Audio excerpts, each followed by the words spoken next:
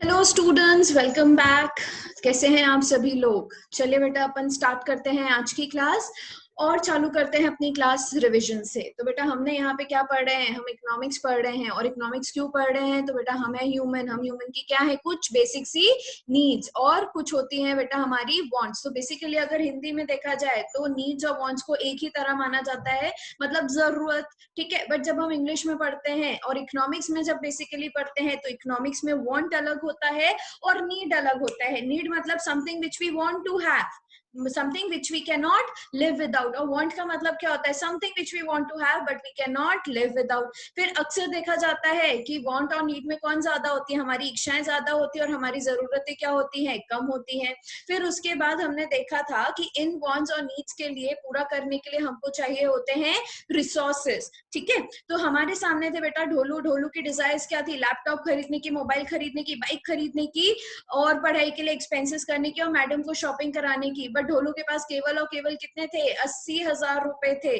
और इसी 80,000 रुपए के साथ ढोलू क्या हो चुके थे? ढोलू यहाँ पे टेंशन में आ चुके थे, क्योंकि ढोलू को जा रही थी प्रॉब्लम। प्रॉब्लम किस चीज की जा रही थी? ढोलू को जा रही थी प्रॉब्लम ऑफ चॉइस मेकिंग।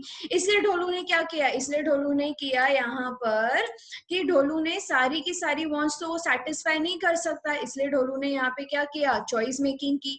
अच्छा, ये प्रॉब्लम सिर्फ ढोलू की होती है या रियल लाइफ में हर किसी की होती है? तो बेसिकली हर टाइम पे हमारे साथ एक सिचुएशन आ जाती है कि जो भी हमको चाहिए होता है वो हम एक ही टाइम पे सारी की सारी चीजें खरीद नहीं सकते।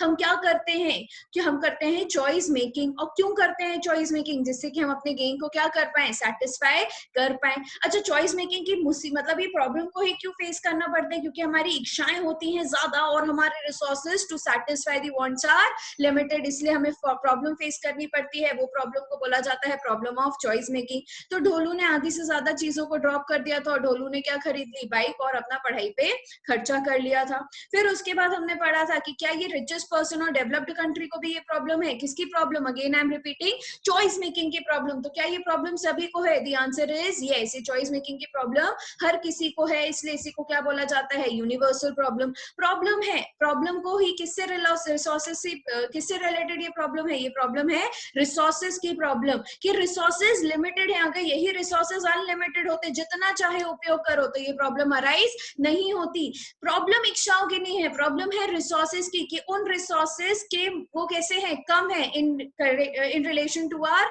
वांट्स। और इन्हीं रिसोर्सेस की दूसरी प्रॉब्लम क्या थी? कि इन्हीं रिसोर्सेस से क्या है? Alternative uses. इसलिए हमें प्रॉब्लम किसकी जा रही है? रिसोर्सेस की। तो यही दो प्रॉब्लम क्या बन गई? हमारी इकोनॉमिक प्रॉब्लम। और as I said earlier, problem है तो उसका क्या आया? सोल्यूशन। सोल्यूशन को क्या बोला गया? अर्थशास्त्र। मतलब प्रॉब्लम है ना, तो उस चीज को क्या करो? स्टडी करो। रिसोर्सेस को बोला गया अर्थ, और यहाँ पे स्टडी को बोला गया शास्त्र। इसी को इंग्लिश में बोला गया economics. Economics is the study of resources. इसी को जब आया इकोनॉमिक्स आया तो इसका नाम क्या रखा? इकोनोमिया। इकोनोमिया का मतलब क्या होता है? House hold management. प्रॉब्लम कहाँ से अराइज होती है? प्रॉब्लम हर एक घर से अराइज होती है। तो इसी को कहाँ से लाया गया बेटा? हाउस होल्ड मैनेजमेंट की। कैसे तुम घर के वांट्स और रिसोर्सेस को क्या करो? मैनेज करो। और जैसे ही तुम वांट्स और रिसोर्सेस को मैनेज कर लोगे तो तुम क्या कहलाओगे? रैशनल कहलाओगे। और कैसे मैनेज करोगे? रैशनली मैनेज करोगे। तो ये प्रॉब्लम कहाँ से आई? हाउस होल्ड से। Since every household face the problem of income and expenses, comparatively income are more and expenses are less. नको उल्टा, income is less and wants are more. ठीक है, फिर इकोनॉमिक्स जब आया कितने लेवल पे आया था? दो, एक है माइक्रो, एक है मैक्रो। माइक्रो मतलब स्टडी ऑफ द इंडिविजुअल। एक इंडिविजुअल अपने रिसोर्सेस की प्रॉब्लम को कैसे दूर करता है, और दूर करने का ही प्रॉब्लम को दूर करना मतलब क्या? मैक्सिमम सेटिस्फैक्शन डिराइव करना। मैक्रो का मतलब क्या होता है? एग्रीगेट। एग्रीगेट का मतलब होता है सम टोटल स्टडी, कि कैसे कंट्री अपने रिसोर्सेज को यूज करता है जिससे वो अपने जीडीपी के ग्रोथ रेट को क्या कर पाए? बढ़ा पाए। बेसिकली एक्टिविटीज कितने टाइप की पढ़ी थी अपन ने? पढ़ी थी दो। एक होती है इकोनॉमिक एक्टिविटी, एक होती है नॉन इकोनॉमिक एक्टिविटी। ऐसी एक्टिविटी जिसके बदले में कुछ रिसोर्स मिले वो क्या होगी बेटा? इकोनॉमिक। Economic activities. और ऐसी एक्टिविटीज जिसकी बदले में हमें सिर्फ प्यार मिले, उसे क्या बोला जाएगा? Non economic activity. तो activity through which we get something in returns are economic, and something which we do not get in return, ऐसी एक्टिविटीज को क्या बोला गया? Non economic. Economic activity basically कितनी होती है? 4। पहले करो प्रोडक्शन, नको क्या सिखाया था? पहले करो इन्वेस्टमेंट, फिर होगा प्रोडक्शन, फिर करो एक्सचेंज, और फिर हो जाएगा कंजम्पशन। फिर उसके बाद हमने पढ़ा था कि इकोनॉमी क्या? इकोनॉमी एक सिस्टम है जिसके थ्रू लोग अपनी अर्निंग को क्या करते हैं? अर्न करते हैं। मतलब ये बताता है कि किसी भी एरिया की नेचर और लेवल ऑफ एक्टिविटी क्या है। Nature of level of activity का मतलब क्या होता है? नेचर का मतलब होता है क्या काम हो रहा है, लेवल का मतलब होता है किस स्तर पे काम हो रहा है। तो ये क्या बताता है? किसी भी जगह की इकोनॉमी को बताता है। फॉर एग्जाम्पल हमारे इंडिया की economy at the time of independence कैसी इकोनॉमी थी? Agriculture economy. बट जैसे ही हम आगे बढ़ते गए हमारी इकोनॉमी डेवलपिंग की स्टेज पे आती गई, जैसे अभी है, तो हमारी इकोनॉमी एग्रीकल्चर से मूव होती जा रही है और एक नए तरीके की इकोनॉमी आ रही है, that is industrial economy. Types of economy कितनी है? 3। एक है बेटा सेंट्रली प्लान्ड, एक है कैपिटलिस्ट, और एक है मिक्स्ड। ऐसी इकोनॉमी जिसकी राजा कौन है? गवर्नमेंट। ठीक है, गवर्नमेंट जब बनाती है या गवर्नमेंट जब काम करती है या राजा जब काम करता है तो किसके लिए काम करता है? अपनी प्रजा के लिए काम करता है। और प्रजा कौन है बेटा? हम जैसे कंज्यूमर। तो राजा जितनी भी इकोनॉमिक एक्टिविटीज करेगा वो सारी की सारी एक्टिविटीज, या हम जो भी इकोनॉमिक एक्टिविटीज करेंगे वो किसके ऑर्डर पे करेंगे? राजा के ऑर्डर पे करेंगे। जब राजा का ही कंट्रोल है तो पर्पस क्या होगा? Social welfare. कंज्यूमर को ज्यादा कोई भी चॉइसेस नहीं मिलेंगी क्योंकि जो भी कुछ बनेंगे वो सबके लिए एक जैसे बनेंगे। और रिसोर्सेज कंट्रोल कौन कर रहा है? गवर्नमेंट। और यहाँ पे जो भी सेक्टर वर्क कर रहा है वो कौन सा सेक्टर है? पब्लिक सेक्टर है।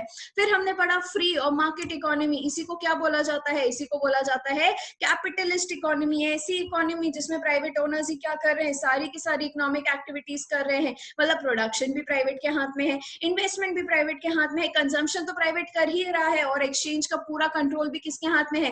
प्राइवेट सेक्टर के हाथ में है। तो ऐसी इकोनॉमी जो कंपटीशन से ड्रिवन होती है क्योंकि मार्केट में प्राइवेट सेक्टर है, ऐसी इकोनॉमी को बोला जाता है कैपिटलिस्ट इकोनॉमी। सारे रिसोर्सेज किसके हाथ में है? प्राइवेट सेक्टर के हाथ में है। तो इसी को सारे रिसोर्सेज के लिए जो प्राइवेट सेक्टर के हाथ में, उसके लिए वर्ड क्या यूज किया? Private property. यहाँ पे अगर प्रॉफिट, मेन मोटिव क्या है? प्रॉफिट को कमाना, और प्रॉफिट को कमाने के लिए हमें वो बनाना पड़ेगा जो कंज्यूमर को चाहिए। मतलब ये कंज्यूमर ड्रिवन इकोनॉमी है। वो गुड्स बनाए जाएंगे जो कंज्यूमर को क्या देके जाए? सबसे ज्यादा सेटिस्फैक्शन देके जाओ। कंज्यूमर के सामने हम सबसे ज्यादा क्या पेश करेंगे? चॉइसेस देके जाएंगे। फिर सारे के सारे रिसोर्सेज किसके द्वारा कंट्रोल एंड ओन्ड है? सारे से सारे resources owned and control by हैं पीपल। और यहाँ पे क्या होता है? प्राइवेट सेक्टर ही पूरी इकोनॉमी को डोमिनेट करता है। फिर हमने पढ़ा था यहाँ पे मार्केट इकोनॉमी। मार्केट इकोनॉमी किसकी इकोनॉमी है? हमारे इंडिया की इकोनॉमी। हमारी इकोनॉमी में प्राइवेट सेक्टर भी है और गवर्नमेंट भी है। मतलब ये ब्लेंड है किसका? दो, एक है सेंट्रली प्लान्ड और मार्केट इकोनॉमी का, या मैं इसी को दूसरा बोलूँ तो सोशलिस्ट और कैपिटलिस्ट इकोनॉमी का। ये क्या है? ब्लेंड है, मिक्स्ड इकोनॉमी। यहाँ पे गवर्नमेंट भी है और प्राइवेट सेक्टर भी है। जो भी डिसीजन लिए जाते हैं उनका पर्पस क्या होता है? प्रॉफिट को बढ़ाना, प्लस सोशल वेलफेयर भी है क्योंकि गवर्नमेंट है। कंज्यूमर राजा भी है, बट बेसिक नेसेसिटी के गुड्स भी क्या किए जाते हैं? प्रोड्यूस किए जाते हैं। रिसोर्सेज कंट्रोल किसके द्वारा किए जाते हैं? गवर्नमेंट के द्वारा भी और पीपल के द्वारा भी। And both public and private sector dominate the economic activity. दोनों मिलकर इकोनॉमी में क्या करते हैं? पार्टिसिपेट करते हैं और यहाँ पे सारी इकोनॉमिक एक्टिविटीज को कंडक्ट करते हैं। फिर हमने पढ़ा था problem of economy. Problem of economy क्यों अराइज हुई? क्योंकि अगेन रिसोर्सेज कैसे थे? लिमिटेड। हर एक इकोनॉमी, हर एक एरिया में अगर इनकम और एक्सपेंडिचर हो रहे हैं, अगर कोई भी इकोनॉमिक एक्टिविटी हो रही है तो उसके लिए रिसोर्सेज कैसे हैं? लिमिटेड। और इन रिसोर्सेज से कितनी चीजें हो सकती हैं? अनलिमिटेड। करने को तो पूरा जहां है बेटा। इसीलिए आ जाती है प्रॉब्लम ऑफ स्कैर्सिटी। और उस प्रॉब्लम का एक ही सोल्यूशन है, चॉइस कर लो यार, क्योंकि तुम सब चीजें तो कर नहीं सकते। और इस चॉइस मेकिंग की प्रॉब्लम के कारण कितनी प्रॉब्लम्स आती है? बेसिकली 3। जल्दी बोलो मेरे साथ। What to produce, how to produce and for whom to produce. क्या बनाए? What to produce. कैसे बनाए? How to produce. किसके लिए बनाए? For whom to produce. अब व्हाट टू प्रोड्यूस का जो क्वेश्चन है वो क्या बोलता है? कैसे गुड्स एंड सर्विसेज बनाए? तो बेसिकली कितने गुड्स होते हैं? 2। एक होते हैं कंज्यूमर गुड्स जो डायरेक्टली कंज्यूमर कंज्यूम करता है, और एक होते हैं कैपिटल गुड्स, मतलब ऐसे गुड्स जिनकी सहायता से दूसरे गुड्स को क्या किया जाता है? प्रोड्यूस किया जाता है। जैसे मान लीजिए अपन अपने घर में जो यहाँ पे चॉकलेट वगैरह बनती है या बिस्किट वगैरह बनती है तो अपन अवन का यूज करते हैं, तो अवन क्या हो गया अपने लिए ड्यूरेबल, क्योंकि अपने घर की बात है। बट यही चीज जब कोई भी बड़ी बड़ी कंपनीज यूज करती है, उनके यहाँ पे तो हर काम इंडस्ट्री में, फैक्ट्री वगैरह में किससे होता है, मशीन से होता है ना। तो बेसिकली उन मशीन्स को क्या बोला जाता है, कैपिटल गुड्स, ठीक है। तो इकोनॉमी के पास क्वेश्चन अराइज आता है कि सिंस दोनों का होना जरूरी है, तो कितनी क्वांटिटी में बनाया जाए, कितने कंज्यूमर गुड्स बनाए जाए और कितने कैपिटल गुड्स बनाए जाए।